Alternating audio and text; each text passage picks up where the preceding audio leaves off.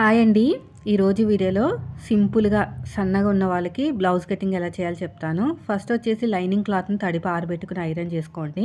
4 folding చేశానండి. First నేను hands cut చేస్తాను, అందుకోసం 4 ఫోల్డింగ్ అయితే చేశాను.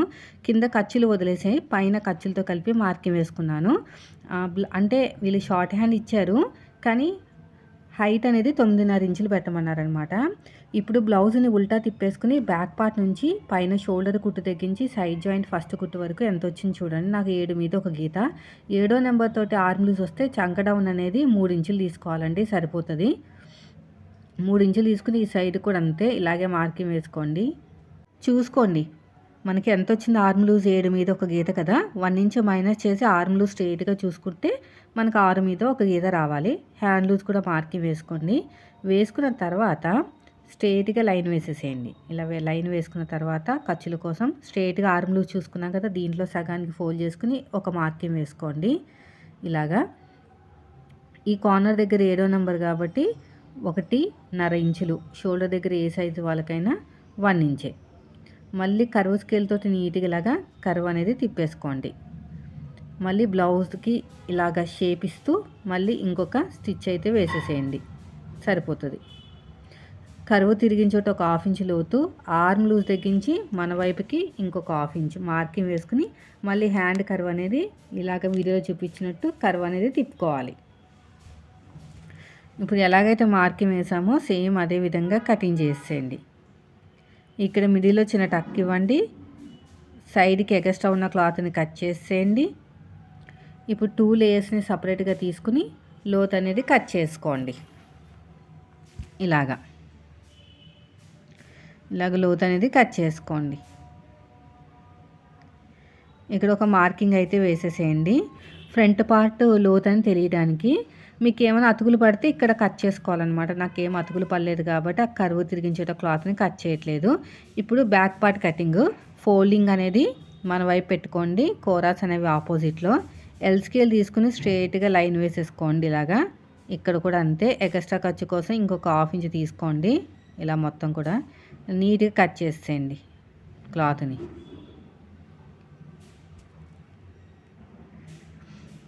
ఇప్పుడు చెస్ట్ లూజ్ అండి. ఆర్మ్ లూజ్కి 1 ఇంచ్ కాకపోతే చెస్ట్ లూజ్ వచ్చేస్తుంది, ఎందుకంటే వీళ్ళు సన్నగా ఉంటారు కదా. అయినా సరే ఎక్కడ పొరపాటు జరగకుండా ఉండాలంటే చెప్తాను. ఫస్ట్ బ్లౌజ్ హైట్ కింద ఖర్చులు వదిలేసి పైన ఖర్చులతో కలిపి మార్కింగ్ వేసుకోండి. వేసుకున్న తర్వాత ఎల్ స్కేల్ తీసుకుని స్ట్రైట్గా లైన్ వేసేసేయండి. ఇప్పుడు నెక్స్ట్ వచ్చేసి వీపు పార్ట్ హైట్ కింద ఖర్చులు వదిలేసి పైన ఖర్చులతో కలిపి మార్కింగ్ వేసుకోండి. ఎక్స్ట్రా ఖర్చు కోసం ఇంకొక 1/2 ఇంచు. ఇది కూడా అయిపోయింది. ఇప్పుడు ఇలాగ ఉక్స్ పెట్టేసుకోండి, ఎక్కడ డౌట్ రాదు మీకు. ఉక్స్ పెట్టేసుకుని మనకు బాడీ మీదకి తర్వాత బ్లౌజ్ ఎలా ఉంటుందో అలా చూసుకోవాలన్నమాట. ఫోల్డింగ్ ఎక్కడైతే వచ్చిందో, సైడ్ జాయింట్ కుట్టు కాదండి, ఫోల్డింగ్. ఆ ఫోల్డింగ్ అయితే ఎలా వచ్చిందో ఆ ఫోల్డింగ్ దగ్గర నుంచి ఇలా కరెక్ట్గా పట్టేసుకుని ఇక్కడ నుంచి ఇంతవరకు చూడాలి. నాకు వచ్చేసి మామూలుగా 8 మీద ఒక గీత రావాలి కదా, అంటే ఆర్మ్ లూజ్కి 1 ఇంచ్ కప్పితే చెస్ట్ లూజ్ కదా, సో నాకు అంతే వచ్చిందండి.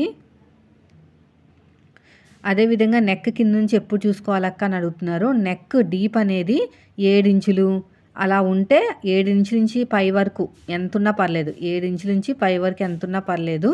సో అలాగా ఉన్న వాళ్ళకి మనం నెక్ కింద నుంచి చూసుకోవాలి. నేనైతే 8 మీద ఒక గీత మార్కింగ్ వేస్తున్నానండి, ఎక్స్ట్రా ఖర్చు కోసం 2 ఇంచులు. నెక్స్ట్ వచ్చేసి ఇక్కడ కూడా అంతే, ఇలాగే మార్కింగ్ వేసేసుకోండి. వేసుకున్న తర్వాత ఎక్స్ట్రా ఖర్చు కోసం ఒక 2 ఇంచులు తీసుకోండి, సరిపోతుంది. ఇలా చక్కగా మార్కింగ్ వేసేసుకోండి. ఫుల్ షోల్డర్ 5 ఇంచులు తీసుకున్నానండి, చిన్న సైజు కదా, సరిపోతుంది అనమాట. ఇక్కడ 5 ఇంచులు ఫుల్ షోల్డర్. ఇలాగా నెక్ విడత వచ్చేసి 2 మీద ఒక గీత అండి. 2.5 తీసుకుంటే మరి ఎక్కువ అవుతుంది. 2 మీద ఒక గీత అనమాట. ఇది కూడా అయిపోయింది. ఇలా కర్వ్ లైన్ తోటి నీట్గా కర్వ్ అనేది తిప్పేసుకోండి. ఇలా చక్కగా షోల్డర్ దగ్గర ఎంతైతే ఖర్చు కావాలో అంత ఖర్చు వదిలేయండి.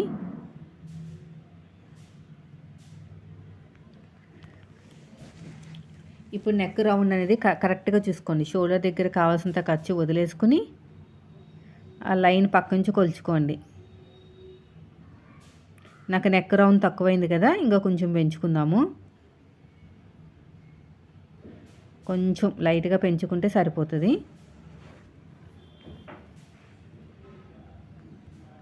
ఇలా కొంచెం క్రాస్గా లైన్ వేసేసేయండి. ఫుల్ షోల్డర్ 5 ఇంచులు, నెక్కేమో 2 మీద 2 గీతలు, మిగతాది చిన్న సైజు షోల్డర్ అనమాట. ఇలాగా అయిపోయింది. మళ్ళీ ఇంకోసారి చెక్ చేసుకుందాము. ఇలాగా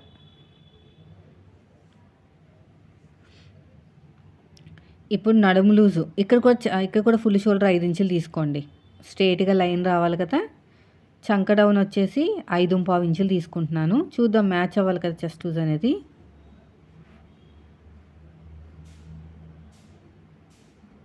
కర్వ్ లైన్ తోటి నీట్గా కర్వ్ అనేది తిప్పేసుకోండి. షోల్డర్ దగ్గర ఎంతైతే ఖర్చు కావాలో అంత ఖర్చు వదిలేసుకుని ఈ లైన్ కింద నుంచి కొలుచుకోవాలి.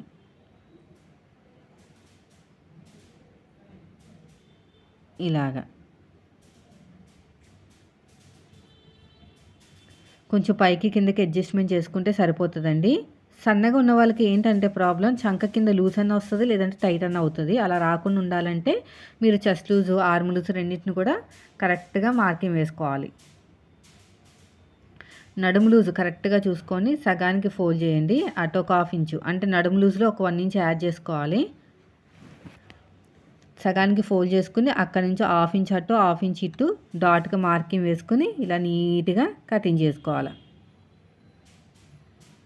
ఇటు సైడ్ కూడా అంతే.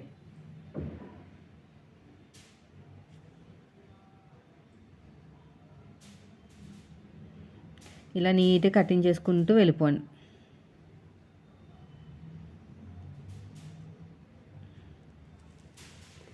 అయిపోయింది. ఇక చిన్న టక్ అయితే ఇచ్చేసేయండి.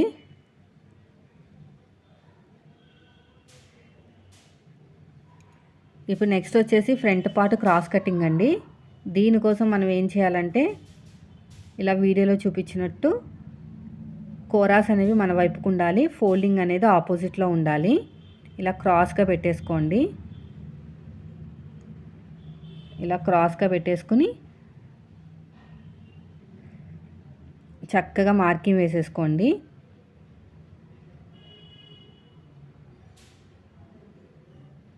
ఇలా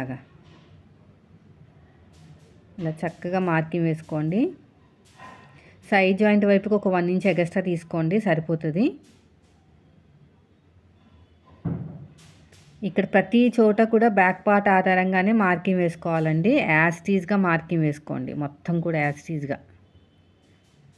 నెక్ రౌండ్ ఎలా చూసుకోవాలో చెప్తాను. ఇది అయిపోయింది. షోల్డర్ దగ్గర ఎంతైతే ఖర్చు కావాలో అంత ఖర్చు వదిలేయండి. ఇక్కడ ఒక 1/2 ఇంచ్ అనేది లోతు తీసేసుకోండి. ఇలా ఒక 1/2 ఇంచ్ లోతు. ఆ లైన్ పక్క నుంచి కొలవాలండి. మనకి ఫ్రంట్ పార్ట్ నెక్ అనేది ఆ లైన్ పక్క నుంచి కొలవాలన్నమాట. నేను మీకు చూపిస్తాను చూడండి. ఇలాగా నెక్ రౌండ్ నుంచి కరెక్ట్గా చూసుకుని ఎక్కడైతే ఎండ్ అవుతుందో అక్కడికి దానికన్నా ఒక గీత 2 గీతలు పైకి మార్కింగ్ వేసుకోవాలి. ఎందుకంటే రౌండ్ తిప్పుతాం కదా, కరెక్ట్గా సరిపోతుంది అనమాట. ఇలా మొత్తం కూడా ఇలాగ రౌండ్ తీసుకోవాలి. సో ఇది కూడా అయిపోయిందండి.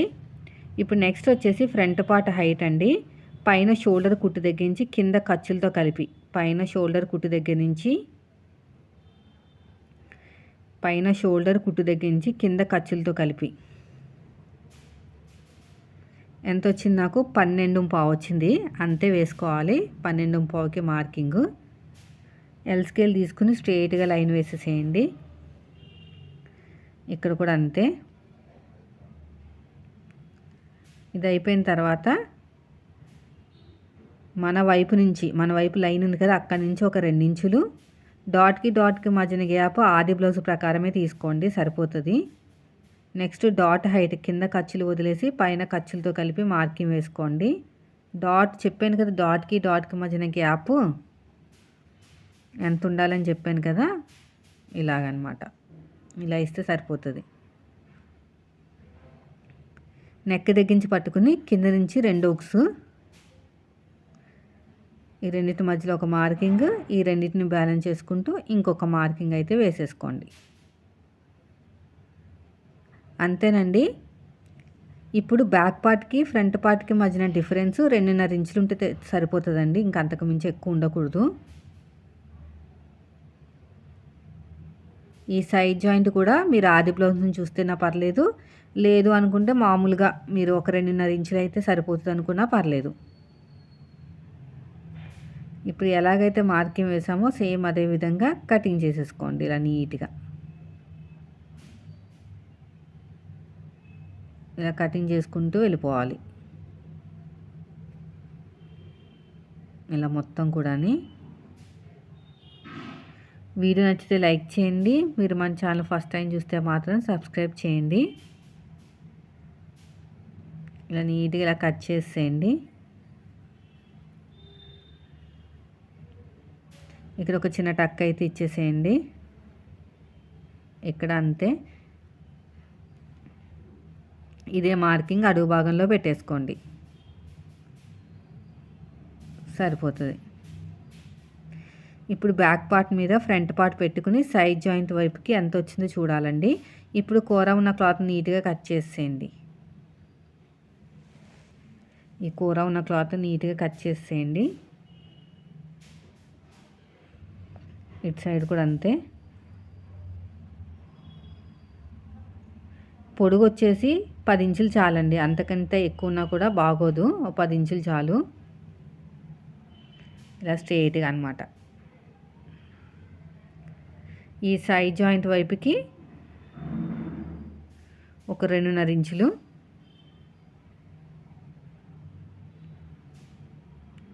మనకి 2.5 వచ్చింది కదా. ఆది బ్లౌజ్ని చూసుకుంటే ఒక 1/2 ఇంచు టేప్ని పైకి వదిలేయాలి.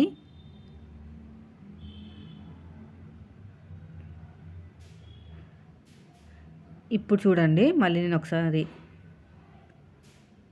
చూస్తాను. ఇలా బ్యాక్ పార్ట్ మీద ఫ్రంట్ పార్ట్ పెట్టేసుకుని చెక్ చేసుకోవాలన్నమాట.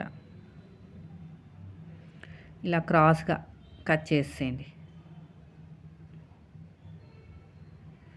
అయిపోయిందండి. నెక్స్ట్ వచ్చేసి ఒక 1/2 ఇంచు టేప్ని పైకి వదిలేసి చెక్ చేసుకోవాలి.